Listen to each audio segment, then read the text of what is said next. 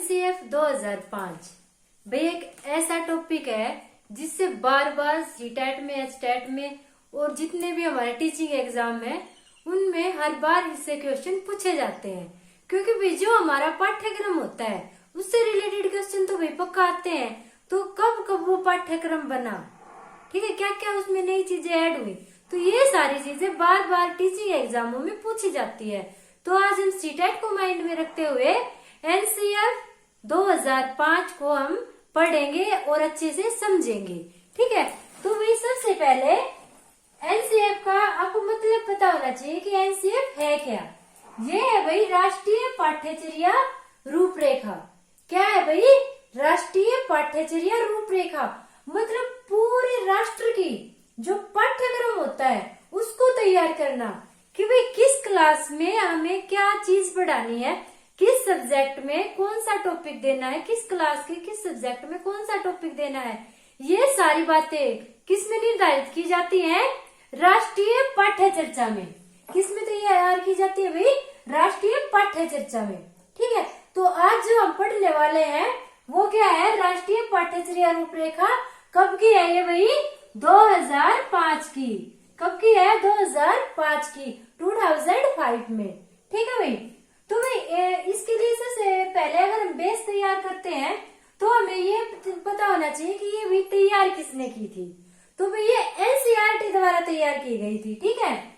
यह मानव संसाधन विकास मंत्रालय, इस मंत्रालय को आप याद कर लेना, मानव संसाधन विकास मंत्रालय की पहल पर एनसीईआरटी द्वारा तैयार की गई थी और नवीनतम दस्तावेज है ये, ठीक है। जो पुराने दस्तावेज है उनमें कुछ नई चीजें ऐड करके इसको नवीनतम दस्तावेज बना दिया गया है। और इसके अध्यक्ष कौन थे भाई? प्रोफेसर यशपाल थे। अध्यक्ष कौन थे? प्रोफेसर यशपाल थे। यह एग्जाम में कई बार पूछा जा चुका है, एनसीएफ 2005 का अध्यक्ष कौन थे। तो भाई याद रखना है प्रोफेसर यशपाल थे, ठीक है। और मानव संसाधन मंत्रालय की पहल पर एनसीईआरटी द्वारा तैयार की गई थी एनसीएफ 2005। उसके बाद आते हैं भाई कि भाई इसकी थीम क्या थी। एनसीएफ 2005 की थीम क्या है? अगर हम थीम की बात करें तो इसकी थीम क्या है? Learning without burden. Learning without burden मतलब शिक्षा बिना बोझ के, ठीक है। कि भाई बच्चे के सर पे कोई बोझ नहीं हो और बोझ से फ्री होके बच्चा शिक्षा प्राप्त करे, ठीक है। जो बच्चा इतनी सारी बुक, इतनी भारी भारी बुक बैग के अंदर भर के लेके जाता है तो उस बोझ से भी बच्चे को मुक्ति मिले, ठीक है।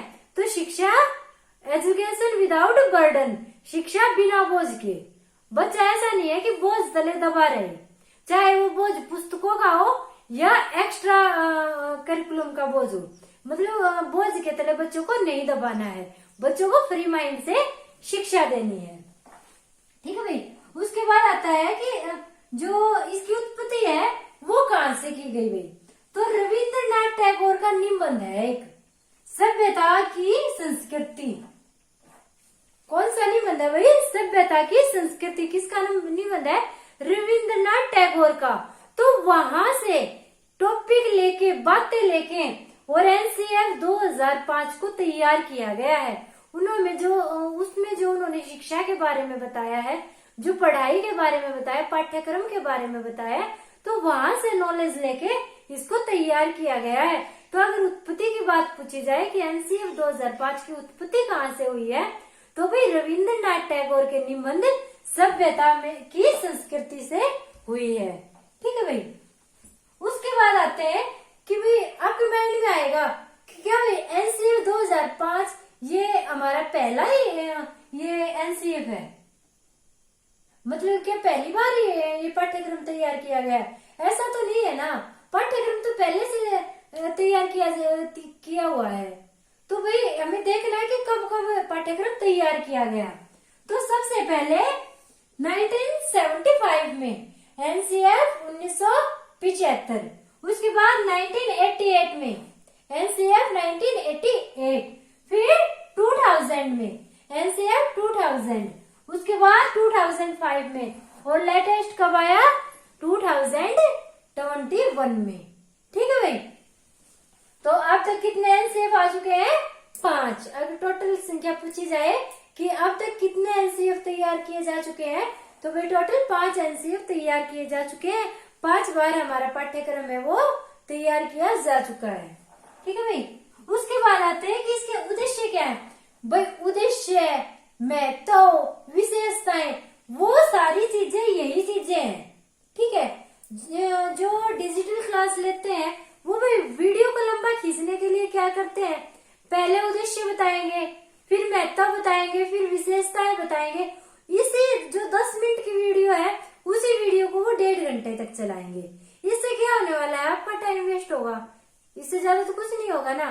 पर क्या है, आप देखना सारी चीजें वही है, उद्देश्य भी वही है, विशेषताएं भी वही है और महत्व भी वही है। ठीक है।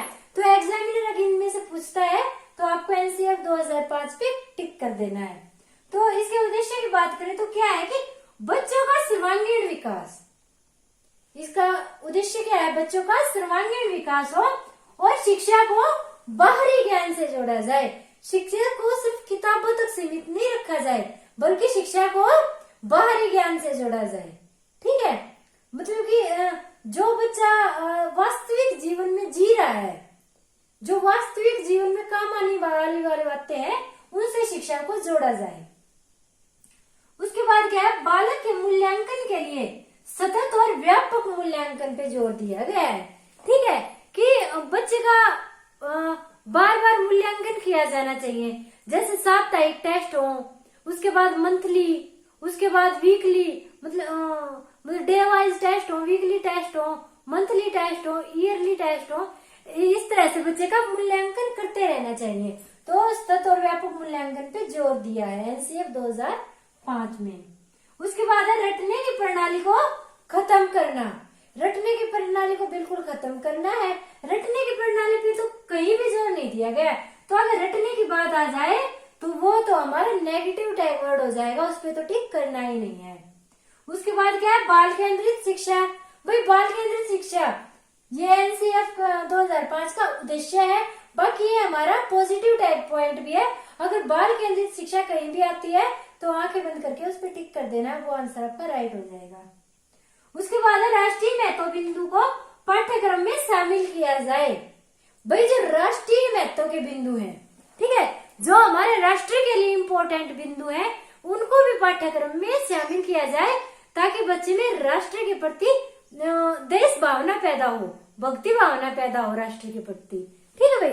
तो देशभक्ति पैदा करने के लिए क्या है भाई, जो राष्ट्रीय महत्व के बिंदु हैं उनको भी पाठ्यक्रम में शामिल किया जाए। ऐसा किसमें कहा गया है, एनसीएफ 2005 में। उसके बाद क्या है कि पाठ्यक्रम व्यवहारिक होना चाहिए। ठीक है।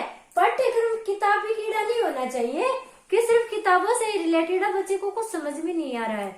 जो पाठ्यक्रम हो वो भी व्यवहारिक होना चाहिए। व्यवहार में आने वाली बातों को पाठ्यक्रम में शामिल किया जाना चाहिए। ये था भाई बच्चे के और पाठ्यक्रम से संबंधित बातें। अब आ जाती है कि शिक्षक से संबंधित क्या बातें कही हैं एनसीएफ 2005 में। तो जो शिक्षक से रिलेटेड है वो क्या है कि शिक्षक ज्ञान का स्रोत नहीं है। ये 3-4 बार पूछा गया है, क्या शिक्षक ज्ञान का स्रोत है? तो भाई नहीं है, शिक्षक ज्ञान का स्रोत नहीं है। शिक्षक क्या है, शिक्षक सिर्फ चीजों को सरल बनाता है, सुगम बनाता है, बच्चों के लिए चीजों को आसान बनाता है। अब मैं ये कह दूं कि भाई मुझे तो सब कुछ आता है, मैं तो ज्ञान का स्रोत हूँ, तो ये बात भाई गलत है। मैं सिर्फ आपके सामने चीजों को सरल करके पेश कर रही हूँ। ठीक है। जो एनसीएफ से रिलेटेड मैंने चीजें बताई वो आपके सामने चीजों को सरल करके पेश किया, ताकि आप अच्छे से याद कर पाओ, अच्छे से समझ पाओ। तो क्या है कि एक शिक्षक ज्ञान का स्रोत नहीं है, सिर्फ वो चीजों को सरल करके बच्चों के सामने प्रस्तुत करता है। तो ये तो था भाई सारा एनसीएफ 2005 के बारे में। बस इतनी वीडियो थी, ज्यादा लंबा खींचने की जरूरत नहीं है। आई होप आप सबको वीडियो पसंद आई होगी। तो वीडियो को लाइक और शेयर कर देना और चैनल को सब्सक्राइब कर देना। Thank you.